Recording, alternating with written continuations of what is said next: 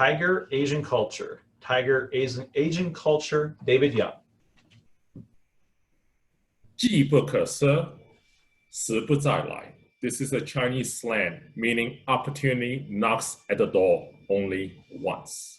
Fellow Toastmaster guests, my culture from China enforced me an attitude of discipline, an attitude that we have to catch our opportunity at the first sight. My topic today, tiger culture, is relevant to some of you, perhaps coming from a different background in the United States, but not understanding what tiger culture means. Growing up in China, I always feel pressure. There are so many burdens that I have to overtake. As a kindergarten, you had to not only learn to speak one language, but 2, 3, 4, and so on. You're also beaten into submission sometimes to get involved in extracurricular activities. And I, for once, was one of the child. Why is that? Because the quote that I just mentioned at the beginning, opportunity only knocks once. As a Toastmaster now, I'm seeking opportunity in a new location, but also I'm speaking on intercultural subjects. Currently, I'm getting licensed to do that full-time, but also I'm building a career to understand what is cross-cultural communication. Today's topic, tiger culture, comes from the Chinese zodiac. If you remember the Chinese zodiac, there are 12 of them, 12 animals, and tiger being one of them, and also when I was born during the year of tiger. Each zodiac represents a personality, a symbol, a characteristics, a trait that each individual are different.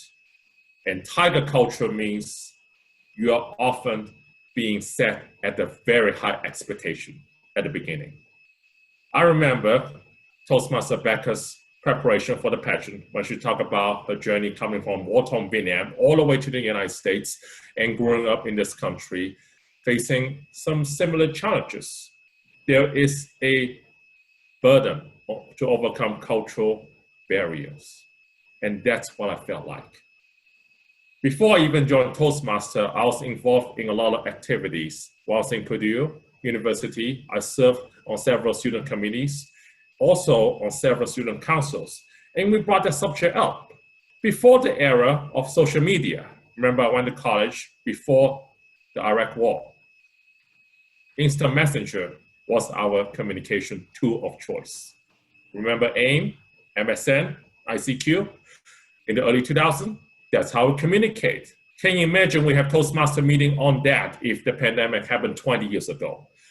But that was the time when I just come to the United States, right after September 11, why every single foreigner was treated as a terrorist. And that is very hard for me and for everyone else to attain to. Growing up in a tiger culture, are always given high expectation to meet, high goals to achieve, the results, the grade, the GPA. But seldom they care about the process, how do you get there, which contradicts what Toastmasters said.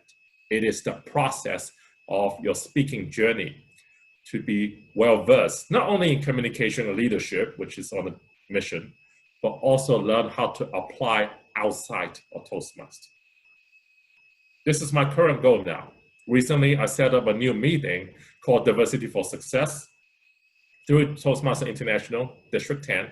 We had a kickoff meeting this past weekend that I invited some of you to join as well, and the next one. And a lot of them share the similarity. Folks coming from India, they have a caste system. Folks coming from Europe who grew up, their ancestor under the monarch system. The parents always set expectation for the child. You got to go to Harvard, you got to go to MIT, get a good job, don't be in transition, don't go through struggles. But life is not that easy, isn't it? Life is a roller coaster. So does the quote that I mentioned in the beginning still holds true? Opportunity knock only once? Absolutely not. Opportunity knock several times, but it depends on how you react to the opportunity. Yes, we're living through the pandemic. We're living through a financial recession. We're living through a lot of challenges. And I was previously involved with a job seeker meetings and tried to share some of my experience with them, even though I myself was in transition, and Toastmasters has been a very great support, accountability partner for me, even though she's in Cincinnati, I'm in Cleveland. Location is not an issue now. It's how you think. And that's the core fundamental of intercultural communications. It's not often what you say, but what you dress up, your visual image, what you behave. And that's how to overcome the barrier of cultural communication.